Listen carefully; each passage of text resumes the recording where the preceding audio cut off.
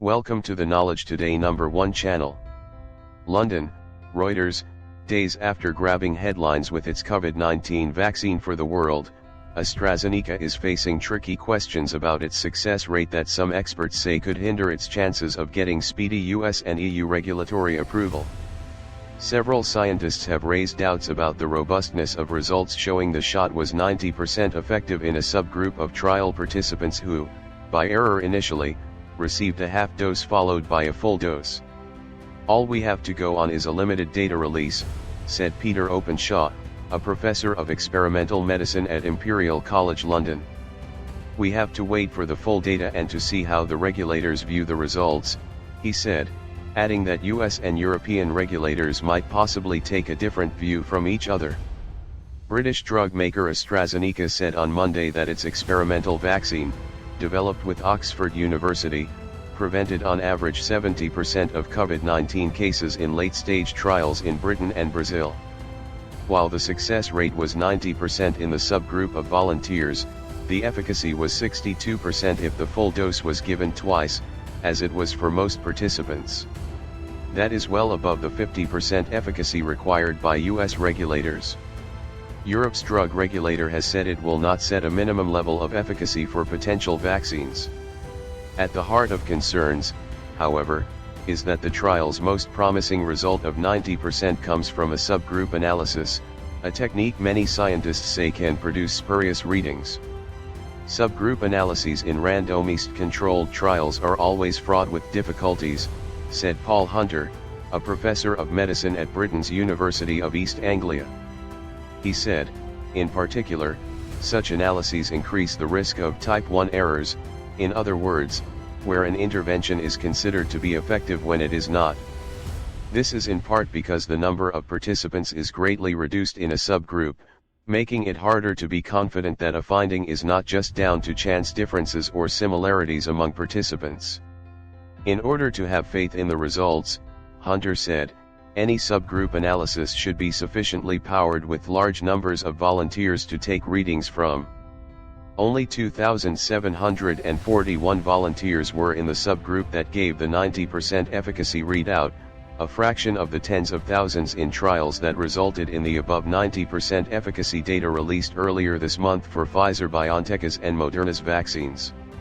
Devil in the detail. Astrazeneca said the administering of the half dose was reviewed and approved by independent data safety monitors and the UK regulator, adding that the regulator publicly confirmed there was no concern.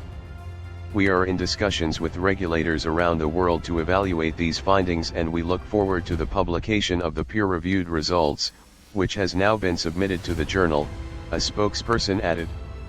Oxford University did not respond immediately to a request for comment. The US regulator, the Food and Drug Administration, FDA, has not commented on Astrazeneca's vaccine trial results.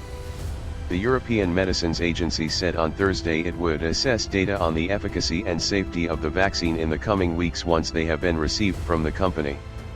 The regulatory process has nonetheless been clouded, according to experts, who note crucial gaps in the data Astrazeneca has made public so far. The devil is in the detail, said Danny Altman, a professor of immunology at Imperial College London. We're trying to assess really quite complex trial designs on the basis of little press releases.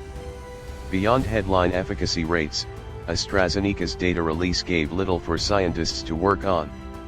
It did not say how many infections occurred in the subgroup, for example, or in the group that got 2 full doses, or in the placebo group.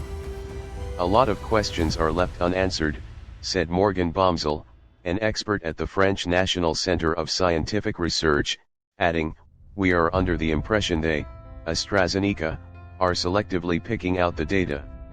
A number of variables. Moncef Slaoui, chief scientific advisor for the US government's vaccine program Operation Warp Speed, also highlighted gaps.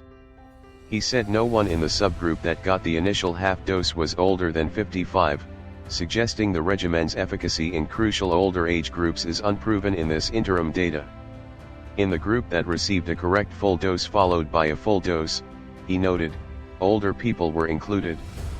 Such concerns, and the possible consequences for the speed of regulatory approval, helped Astrazeneca shares hit their lowest level since April on Thursday, having fallen 7% since the company released the data on Monday.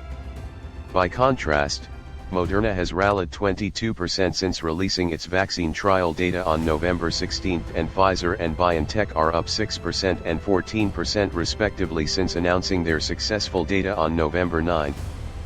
There are a number of variables that we need to understand, and what has been the role of each one of them in achieving the difference in efficacy, Slawi told a briefing on Tuesday. It is still possible that the difference, in efficacy, is a random difference, he added. It's unlikely, but it's still possible.